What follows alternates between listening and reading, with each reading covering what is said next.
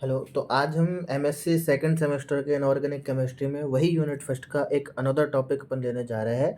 वो है अपना kinetic application of BBT in octahedral complex. Octahedral complex के अंदर बीबीटी के काइनेटिक एप्लीकेशंस क्या क्या होती है।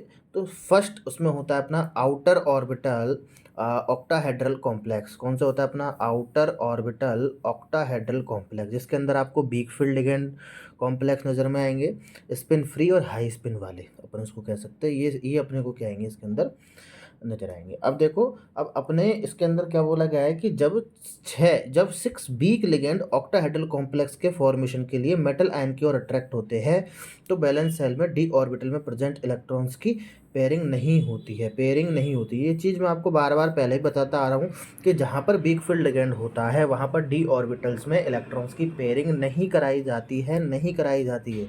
इसी चीज़ को यहाँ पर इन्होंने लिख दिया कि 6 वीक लिगेंड जो होते हैं वो ऑक्टाहेड्रल कॉम्प्लेक्स के फॉर्मेशन के लिए मेटल आयन की ओर अट्रैक्ट होते हैं और वैलेंस सेल के जो डी ऑर्बिटल में इलेक्ट्रॉन्स होते हैं उनकी आपस में पेयरिंग नहीं होती है। जैसे कि मैं पहले ही बताता आ रहा हूँ कि जब वीक फील्ड लिगेंड होगा तो किसी प्रकार की कोई पेयरिंग नहीं होगी। ठीक है।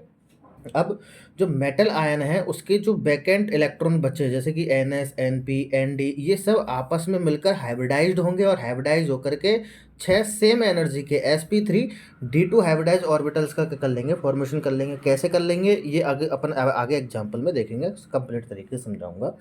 अब कि जो कंप्लीट फिल्ड ऑर्बिटल्स होते हैं वो और जो वैकेंट ऑर्बिटल्स होते हैं वो आपस में ओवरलैपिंग करके क्या बना लेते हैं, आपका 6 कोऑर्डिनेट बॉन्ड्स का कर लेते हैं, फॉर्मेशन कर ले। ये चीज़ भी अपन एग्जांपल के अंदर ही समझ पाएंगे। ठीक है। अब ऐसे कॉम्प्लेक्स जिसमें आउटर ऑक्टाहेड्रल ऑर्बिटल्स हाइब्रिडाइजेशन में पार्टिसिपेट करते हैं उन्हें आउटर ऑर्बिटल कॉम्प्लेक्सेस कहा जाता है। क्यों कहा जाता है, कैसे कहा जाता है, ये चीज़ समझो। जहाँ पर आपका क्या हो रहा है कि आउटर ऑर्बिटल्स हाइब्रिडाइजेशन में पार्टिसिपेट कर रहे हैं। कैसे आउटर वाले, इनर वाले क्या होते हैं, आउटर वाले क्या होते हैं, ये एग्जांपल से आप अच्छी तरह से समझ पाओगे। जैसे कि फॉर एग्जांपल एक FeCl6 4 माइनस, इसका इसका अगर अपन ऑक्सीडेशन स्टेट निकाले तो सिंपल है, एक्स ये अपना माइनस है और इधर -4 है तो इनको बैलेंस करेंगे तो क्या हो जाएगी, x+2 हो जाएगी। तो यहाँ पर Fe की जो ऑक्सीडेशन स्टेट है वो क्या आ गई, +2 आ गई। अब नॉर्मल Fe का हाइब्रिडाइजेशन क्या होता है 3d4s2 और Fe+2 का अगर हाइड्रोजन लिखना होगा तो अपन को S में से क्या कर देंगे, अपने को 2 के 2 इलेक्ट्रॉन निकल जाएंगे क्योंकि Fe+2 का करना है तो यहाँ से 2 इलेक्ट्रॉन का कर देंगे, अपन कट कर देंगे और हाइब्रिडाइजेशन अपने पास क्या बच के आ गया। अब Fe+2 का, Fe का तो 3d6 Fe3 का तो 3d6 4s2 है, क्या है 3d6 4s2 है, लेकिन Fe+2 का क्या हो जाएगा आपके पास ओनली 3d6 4s0 ऑक्सीजन +2 है। देखो इसमें 3D 4S 4P 4D 3D है। अब चूंकि ये वीक फील्ड लिगेंड है क्योंकि हेलोजन है, वीक फील्ड लिगेंड है, तो आप यहाँ पर देख लो कि Fe+2 में 3D 4S 4P और 4D ये सारे ऑर्बिटल्स है। तो सबसे पहला इलेक्ट्रॉन बढ़ दिया 1 2 3 4 5, फिर इधर रिपीटेशन में आ जाएगा 6। अगले पे जंप नहीं करना है, इसी पे करना है 1 2 3 4 5 6। अब इनमें अनपेयर्ड इलेक्ट्रॉन्स अपने पाए जा रहे हैं, इनकी पेयरिंग आपस में अब अपन चाहते तो इसकी पेयरिंग इसकी पेयरिंग इससे, इसकी पेयरिंग इससे, ऐसे करा सकते थे, लेकिन ये वीक फील्ड लिगेंड है तो अपन यहाँ पर नहीं कराएंगे। नेक्स्ट अगर देखें इसमें एग्जाम्पल देखो, जैसे कि ये 3D वाले कक्षक तो भर ही गए थे, अब अपन को इसमें क्या चाहिए, बैकेंट। बैकेंट में अपन कैसे समझेंगे, देखो इसको एक तरीके से अपन को पीछे लेके चलो फिर से।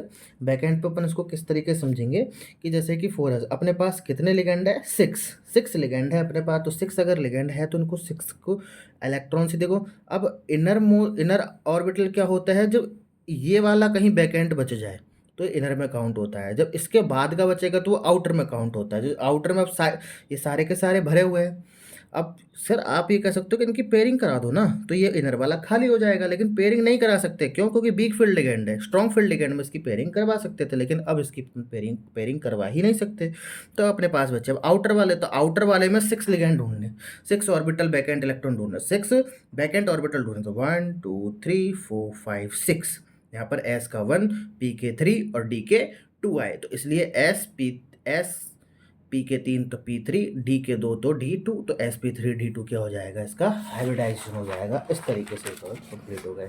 और जैसा कि आपको थ्योरी में पीछे बताया था कि वैकेंट ऑर्बिटल और वो मिलकर के क्या बना लेते हैं, अपने कोऑर्डिनेशन बॉन्ड का फॉर्मेशन कर लेते हैं। स्ट्रक्चर आप अभी जानते हो, sp3d2 की कौन सी स्ट्रक्चर होती है, बाईपिरामिडल स्क्वायर बाईपिरामिडल, इसकी क्या होती है, अपनी स्ट्रक्चर होती है। पैरामैग्नेटिक क्यों है, क्योंकि इनके पास अनपेयर्ड इलेक्ट्रॉन क्या होते हैं, प्रेजेंट होते हैं। ऐसे ही नेक्स्ट एग्जांपल NiCl6 की अगर अपन बात करें तो इसका आप निकाल लोगे -6 जब -4 है तो आपके पास +2 क्या आ जाएगा, इसकी ऑक्सीडेशन स्टेट आ जाएगी। +2 ऑक्सीडेशन स्टेट आने के बाद 3d4s0 हो जाएगा। नॉर्मल में इसका 3d8 4s2 कॉन्फ़िगरेशन रहता है, लेकिन Ni+2 करते ही इसका 3d8 और 4s0 हो जाएगी ऑक्सीडेशन नंबर, क्योंकि इसका 2 है। इसको अगर अरेंज करेंगे तो देखो 1 2 3 4 5 सॉरी 1 2 3 4 5 6 7 8 अनपेयर्ड इलेक्ट्रॉन तो यहाँ पर अभी भी बच रहा है। लेकिन क्या इनकी पेयरिंग करा दूं मैं, नहीं, क्योंकि वीक फील्ड लिगेंड है, नहीं कराएंगे। तो अब कितने लिगेंड है, 6, तो आउटर वाले में अपन को 6 देंगे, 1 2 3 4 5 6, यानी कि sp3d2 इसका भी क्या हो जाएगा, यही हाइब्रिडाइजेशन हो जाएगा, जो कि पैरामैग्नेटिक है। क्यों, क्योंकि इनके पास अनपेयर्ड इलेक्ट्रॉन प्रेजेंट है। ठीक है। सिमिलरली ये आउटर ऑर्बिटल ऑक्टाहेड्रल कॉम्प्लेक्स है, दूसरा इनर ऑर्बिटल ऑक्टाहेड्रल कॉम्प्लेक्स। अब इनर में आएंगे, कैसे आएंगे, देखो जब 6 लिगेंड मेटल आयन की ओर ओरिएंटेड होते हैं तो स्ट्रॉन्ग लिगेंड की वजह से आगे ना अपन, वहाँ पर वीक फील्ड लिगेंड था, यहाँ पर स्ट्रॉन्ग फील्ड लिगेंड है। स्ट्रॉन्ग फील्ड लिगेंड है मतलब अब अपन क्या कराएंगे, इनकी पेयरिंग कराएंगे। तो स्ट्रॉन्ग फील्ड लिगेंड की वजह से आउटर मोस्ट ऑर्बिटल में प्रेजेंट इलेक्ट्रॉन की पेयरिंग हो जाती है। आगे बात समझ में, स्ट्रॉन्ग फील्ड आ गया तो यहाँ पर पेयरिंग हो जाएगी। और इनर में ही क्यों करा रहे हैं, क्योंकि पेयरिंग होगी तभी तो इनर में कुछ ऑर्बिटल बचेंगे, तभी तो इनर ऑर्बिटल कॉम्प्लेक्स कहलाएगा। कैसे, स्ट्रॉन्ग लिगेंड की प्रेजेंस में इनर डी ऑर्बिटल वैकेंट होने पर D2sp3 हाइब्रिडाइजेशन हो जाता है। एग्जांपल समझेंगे, उसको ऐसे नहीं आएगा समझ में। तीसरा क्या बोल रहा है कि वैकेंट ऑर्बिटल और फिल्ड ऑर्बिटल आपस में ओवरलैपिंग करेंगे और कोऑर्डिनेट बॉन्ड्स का कर लेंगे, फॉर्मेशन कर लेंगे। सिंपल सी बात है, यहाँ पर जो कोऑर्डिनेशन बॉन्ड का फॉर्मेशन कर रखा है। फॉर एग्जाम्पल इसका अपन एग्जाम्पल लेते हैं FeNH3 6 2+। NH3 क्या होती है आपके पास, इसकी आइडेंटिसिटी क्या होती है, 0 होती है। तो x + 0 = +2 इधर एक है, तो x यानी x + 2 है। ऑक्सीडेशन स्टेट Fe की क्या आ गया, पर +2 आ गई।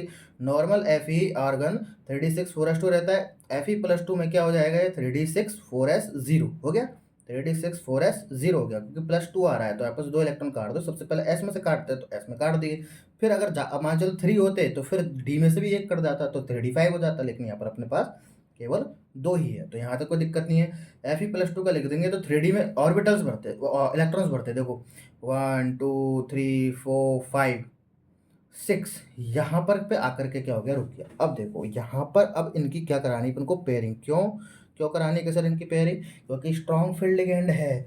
अब देखो स्ट्रॉन्ग फील्ड लिगेंड है तो इसकी पेयरिंग कैसे करा दी मैंने, ये तो अपना पेयर में था, इस वाले इलेक्ट्रॉन को मैं लेकर आया इधर, तो ये इधर में आ गया।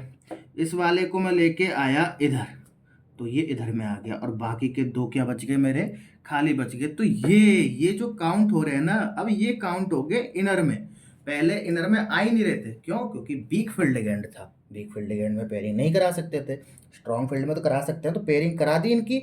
और यहाँ पर इनर में क्या बच गए, अपने पास 2 ऑर्बिटल बच गए, तो इनर में काउंट होंगे। इसलिए डी के पास कितने, इसलिए ये क्या रहता था अपना 3D, तो डी के पास क्या है अपने पास 2, तो 3 2। अब देखो 6 लिगेंड है तो 1 2 3 4 5 6, तो D2, डी में अपन क्या जाएंगे 2, S अपना है ही, और P में कितने आ जाएंगे 3 ऑर्बिटल्स।